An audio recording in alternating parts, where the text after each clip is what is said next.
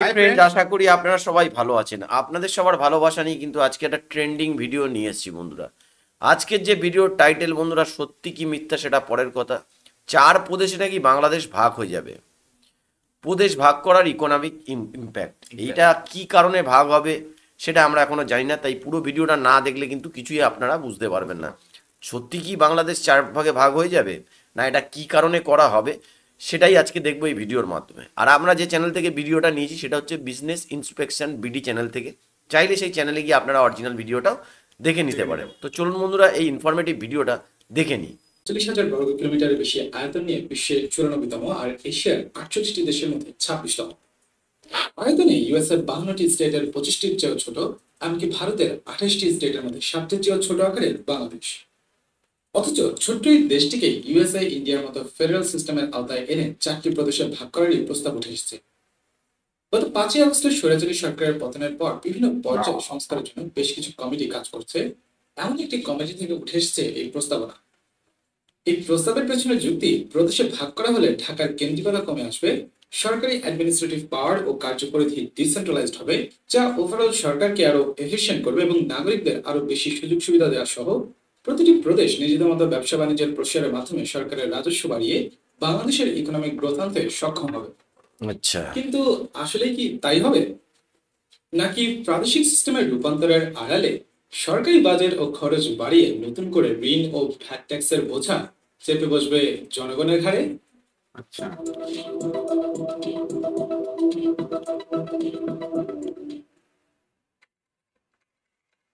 বাংলাদেশের বর্তমান ভূখণ্ডে 3টি বিভাগ ছিল: রাজশাহী, ঢাকা এবং চট্টগ্রাম।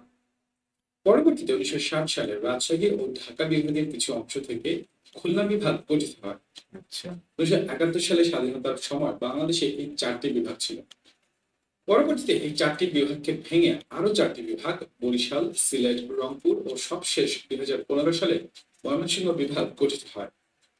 গত 5 আগস্ট আওয়ামী লীগ সরকার পতনের পর দেশের বিভিন্ন পর্যায়ে সংস্কারের কথা উঠতে থাকে। যে সংস্কারেরই অংশ হিসেবে গত 15 জানুয়ারি জনপ্রশাসন সংস্কার কমিশন বাংলাদেশকে 4টি প্রদেশে ভাগ করার মাধ্যমে একটি ফেডারেল গভর্নমেন্ট সিস্টেম প্রণয়ন করার জন্য প্রধান উপদেষ্টা অধ্যাপক মোহাম্মদ ইউনূসের কাছে একটি প্রস্তাব ও বেশ কিছু সুপারিশ করেছে। গত 19 জানুয়ারি দৈনিক প্রথম আলোতে প্রকাশিত একটি প্রতিবেদন মতে বাংলাদেশের পুরনো 4টি বিভাগকে 4টি প্রদেশ করার কথা বিবেচনা করছে জনপ্রশাসন কমিশন। সেই হিসাবে ঢাকা, চট্টগ্রাম, রাজশাহী ও খুলনা নামে দেশের 4টি প্রদেশ হওয়ার সম্ভাবনা রয়েছে।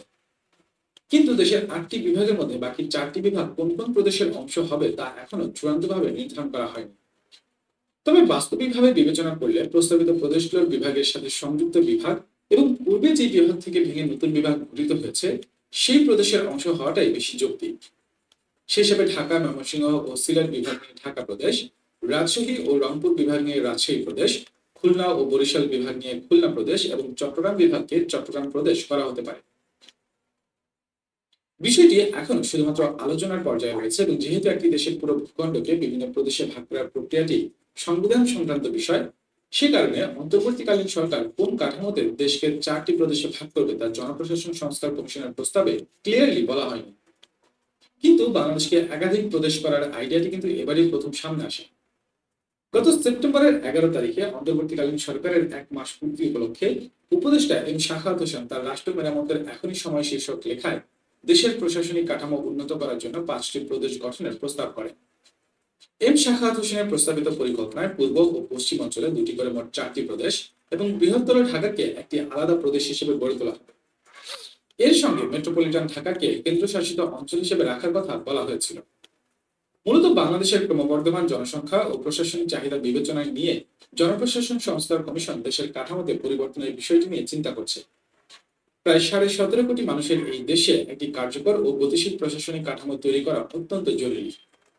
আর এজন্যই বিকেন্দ্রীকরণ প্রক্রিয়ার মাধ্যমে বাংলাদেশকে 4টি প্রদেশে ভাগ করার প্রস্তাব উঠে এসেছে, যার ফলে কেন্দ্রীয় সরকার প্রতিরক্ষা, পররাষ্ট্র, সীমান্ত সুরক্ষা, যোগাযোগ ও বৈদেশিক সাহায্যের মতো বিষয়গুলো তত্ত্বাবধানে রাখবে, আর প্রদেশগুলো অন্যান্য প্রশাসনিক ও স্থানীয় বিষয়ে স্বাধীনভাবে কাজ করবে। বর্তমানে বাংলাদেশে 8টি প্রশাসনিক বিভাগ রয়েছে: ঢাকা, চট্টগ্রাম, রাজশাহী, 8টা খুলনা, রয়েছে, সেটাকে বরিশাল, 4টে সিলেট, করুন। রংপুর ও ময়মনসিংহ। এটা নাই আগে ছিল। পাশাপাশি কুমিল্লা ও ফরিদপুরকে বিভাগ করারও প্রস্তাবনা রয়েছে। নতুন ফেডারেল কাঠামো গড়ে তোলার ধারণাটি মূলত উন্নয়ন ও কার্যকারিতা বাড়ানোর লক্ষ্যেই তোলা হচ্ছে। তবে কিছু বিশেষজ্ঞ মনে করেন বাংলাদেশের ভৌগোলিক ও সাংস্কৃতিক ঐক্যের কারণে বর্তমান বিভাগীয় প্রশাসনিক ব্যবস্থার সঠিক ব্যবস্থাপনা নিশ্চিত করা গেলেই আঞ্চলিক উন্নয়ন সম্ভব। প্রদেশ গঠনের নতুন চ্যালেঞ্জের পাশাপাশি কিছু জটিলতা সৃষ্টিরও সম্ভাবনা দেখা দিতে পারে। তাদের মতে বিকেন্দ্রীকরণের পরিবর্তে স্থানীয় সরকারকে শক্তিশালী করার দিকেই জোর দেওয়া উচিত। পাশাপাশি বাংলাদেশের মতো ছোট দেশের জন্য প্রদেশ গঠনের প্রয়োজনীয়তা নিয়েও বিতর্ক রয়েছে। তবে বিশ্বের ছোট আয়তনের বেশ কয়েকটি দেশের সফল ফেডারেল গভর্নমেন্ট সিস্টেমের উদাহরণ দেখা যায়। প্রায় 3.5 লাখ বর্গ কিলোমিটার আয়তনের জার্মানি ফেডারেল গভর্নমেন্ট সিস্টেমের জন্য তুলনামূলক ছোট দেশ বলা গেলেও জার্মানিতে বর্তমানে প্রায় 16টি প্রদেশ রয়েছে। বাহ, এমনকি মাত্র 41,290 বর্গ কিলোমিটার আয়তনের সুইজারল্যান্ড অর্থাৎ বাংলাদেশের প্রায় 4 ভাগের 1 ভাগ সমান একটি ছোট দেশও মোট 26টি ক্যান্টন বা প্রদেশ নিয়ে একটি ফেডারেল গভর্নমেন্ট বাহ, বাহ, ওই জন্য এত উন্নত আমার মনে হয়। ইনফ্যাক্ট 2015 সালে বাংলাদেশের ভৌগোলিক ও সাংস্কৃতিক দিক দিয়ে খুব কাছাকাছি একটি দেশ নেপাল মাত্র 1,47,516 বর্গ কিলোমিটার আয়তন নিয়ে 7টি প্রদেশে ফেডারেল গভর্নমেন্ট সিস্টেম অ্যাডপ্ট করে বাহ, নিয়েছে। বাহ, সুতরাং 1,48,460 বর্গ কিলোমিটার আয়তন নিয়ে বাংলাদেশের জন্য ফেডারেল গভর্নমেন্ট সিস্টেমের বিপরীতে ছোট আয়তনের যুক্তিটি অনেকটাই হ্যাঁ, করাই যায় তো। বাংলাদেশ থেকে অনেক ছোট দেশ অলরেডি ফেডারেল গভর্নমেন্ট আর সিস্টেম যথেষ্ট উন্নত সেই দেশ। এর মধ্যে বেশ কয়েকটি দেশই ইকোনমিক্যালি বেশ স্ট্রং একটি অবস্থান ধরে রাখতে পেরেছে। তবে দেশের বর্তমান অর্থনৈতিক দিক বিবেচনা করলে বাংলাদেশকে 4টি প্রদেশে ভাগ করা হলে কি কি ইকোনমিক ইম্প্যাক্ট করতে পারে? বাংলাদেশের 4টি প্রদেশে ভাগ করা হলে দেশে ফেডারেল গভর্নমেন্ট সিস্টেম অ্যাডপ্ট করতে হবে, যার কারণে দেশের রাজনৈতিক প্রেক্ষাপটের পাশাপাশি দেশের অর্থনীতিতে খুবই ম্যাসিভ একটি পরিবর্তন আসবে। এতে করে দেশে যেমন কিছু পজিটিভ প্রভাব পড়বে, ঠিক তেমনি এর নেগেটিভ প্রভাবগুলো কিন্তু কম না। আচ্ছা, ফেডারেল গভর্নমেন্ট সিস্টেমের কারণে দেশের অর্থনীতি বিকেন্দ্রীকরণ করা হবে। এর ফলে প্রতিটি প্রদেশ নিজস্ব সম্পদ উৎপাদন নিয়ন্ত্রণ করার অধিকার পাবে। এফিসিয়েন্টলি সম্পদ ডিস্ট্রিবিউট করা গেলে ডেভেলপিং এরিয়াগুলো যথেষ্ট ইনভেস্টমেন্ট ও উন্নয়নের সুযোগ পাবে। প্রাদেশিক প্রয়োজন মাফিক অর্থনৈতিক নীতিও তৈরি করতে পারবে। এতে স্থানীয় অর্থনীতি গ্রো করার সম্ভাবনা তৈরি হবে। পাশাপাশি প্রাদেশিক সরকার ব্যবস্থায় প্রদেশগুলোর অ্যাডমিনিস্ট্রেটিভ পাওয়ার বিভাগীয় সিস্টেম থেকে বৃদ্ধি পাবে, যার ফলে যে কোনো অর্থনৈতিক সিদ্ধান্ত গ্রহণ প্রক্রিয়া আরো দ্রুত ও ইফেক্টিভলি নেওয়া সম্ভব হবে। বাংলাদেশকে 4টি প্রদেশে ভাগ করার ফলে রাজশাহী, ঢাকা, খুলনা, চট্টগ্রাম। করতে পারবে। এখন 8টা আছে তো। ইনোভেশন, আমাদের ইনফ্রাস্ট্রাকচার এবং ওভারঅল নাগরিক সেবার মান উন্নত করতে আগে এটা সাহায্য ছিল। করবে। আগে এটা ছিল।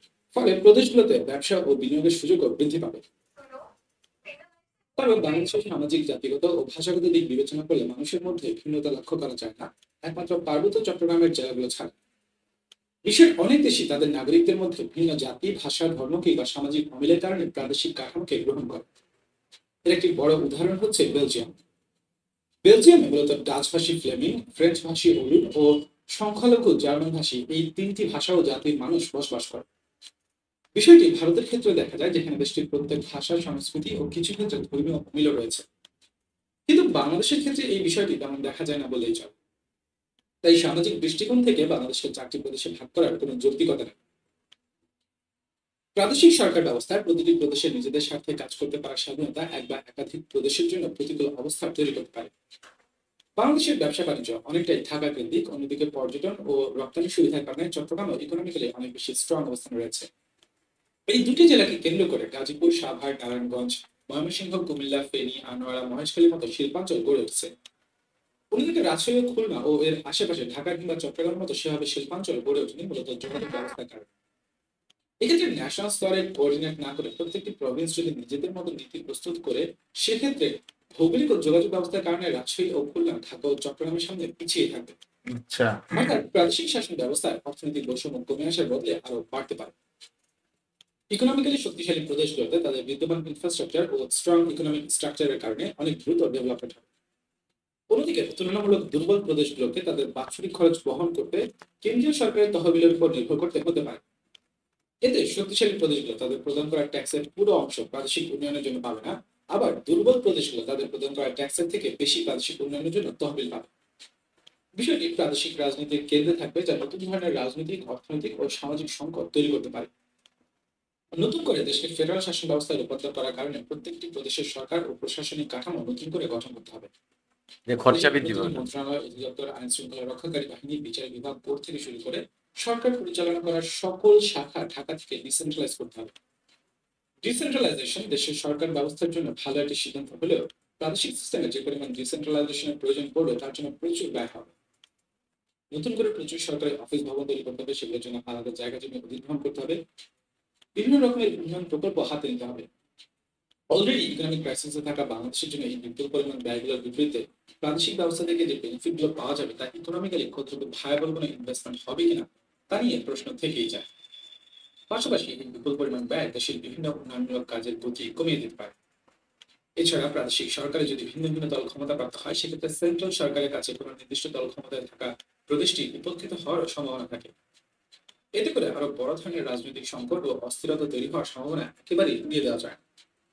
এই রাজনৈতিক অস্থিরতা দেশি বিদেশি বিনিয়োগকারীদের জন্য আস্থাহীনতা তৈরি করতে পারে, যা প্রদেশগুলোকে দেশি বিদেশি ইনভেস্টমেন্টও কমিয়ে দিতে পারে।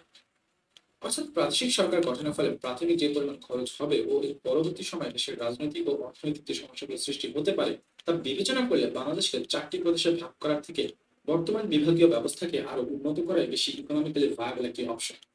ঢাকা কেন্দ্রিক প্রশাসনিক, বিচারিক ও ব্যবসা বাণিজ্যকে বিভিন্ন বিভাগীয় পর্যায়ে ডাইভার্ট করা ও দেশের বিদ্যমান বিভাগগুলোকে ইনফ্রাস্ট্রাকচার ডেভেলপমেন্ট নিশ্চিত করার মাধ্যমে আরো বেশি অর্থনৈতিক প্রবৃদ্ধি অর্জন করা সম্ভব।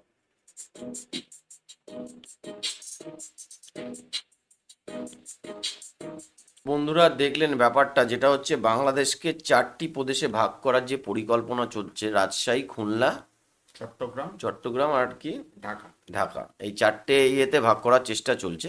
কিন্তু এটা খুব সহজ ব্যাপার না। এর যেমনি পজিটিভ ইম্প্যাক্ট আছে, এর একটা নেগেটিভ ইম্প্যাক্টও আছে। বিশেষ করে কেন? তার কারণ হচ্ছে কি, বাংলাদেশ সরকার কিন্তু এই সবেমাত্র একটা নতুন সরকার গঠন হয়েছে। তো এই 4টে প্রদেশে যদি আপনি ইকোনমিক্যালি ভাগ করতে যান, তো ইনফ্রাস্ট্রাকচার নতুনভাবে তৈরি করতে হবে, নতুন নতুন অফিস নিতে হবে, নতুন করে জমি অধিগ্রহণ করতে হবে, সেটা একটা বিশাল ব্যয়বহুল ব্যাপার।